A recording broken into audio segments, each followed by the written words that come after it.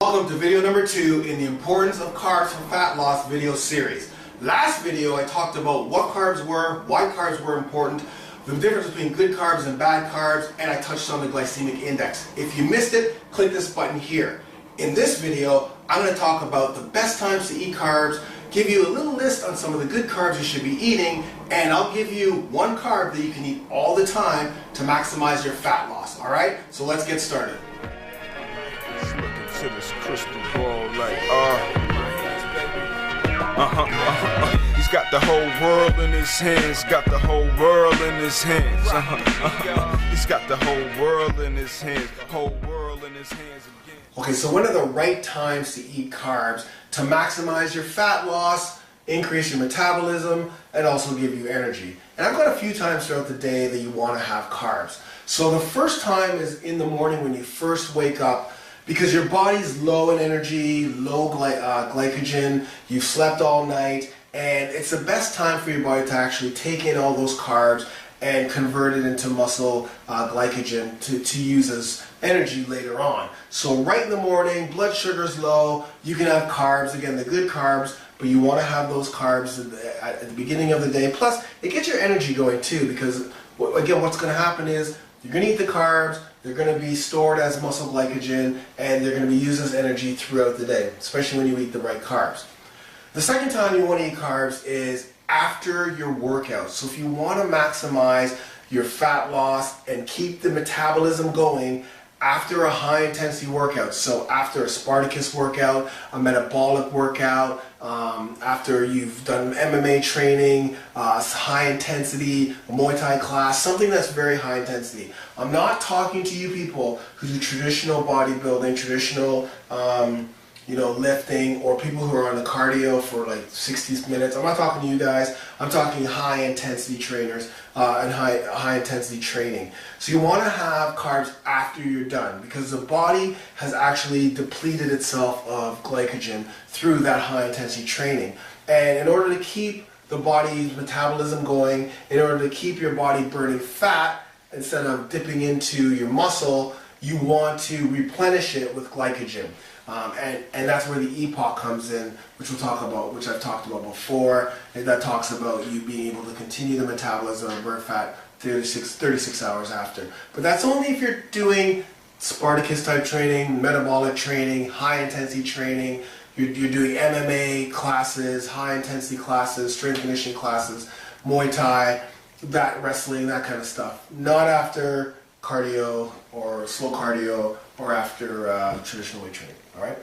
Now the other time you want to eat carbs would be before your training, but not right before. You want to give about an hour, just over an hour window to eat a slow digesting carb, and we'll get to that later. So slow digesting carb that will be able to give you energy throughout your workout. Once again, we're going to be working on at a high intensity. It's going to, if you want to be optimal, if you want to have optimal training, you want to work on a high intensity, you're going to need the slow digesting carb, which you're going to eat about an hour before. So it gets in the body, you're getting your carbs in, and you've got energy to get through a 40-minute workout, Spartacus workout.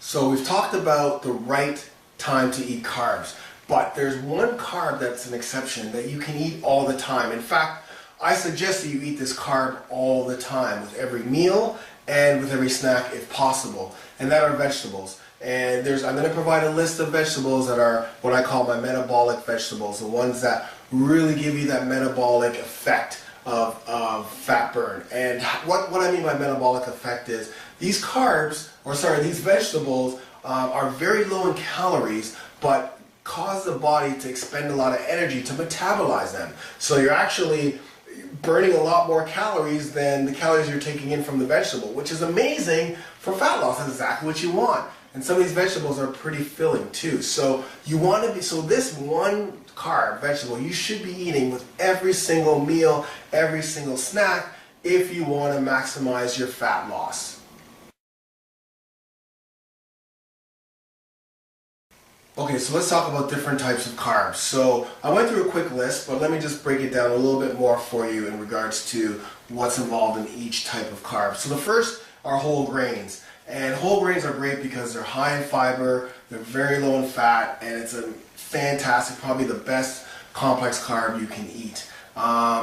So things like grains, oats, whole grain products, bread, those are the best type of things you need. There's going to be a list right here to mine. Right here you'll see a list of some of the whole grains that you should be eating. But again, amazing for fat loss, fiber, and very rich in the complex carbs.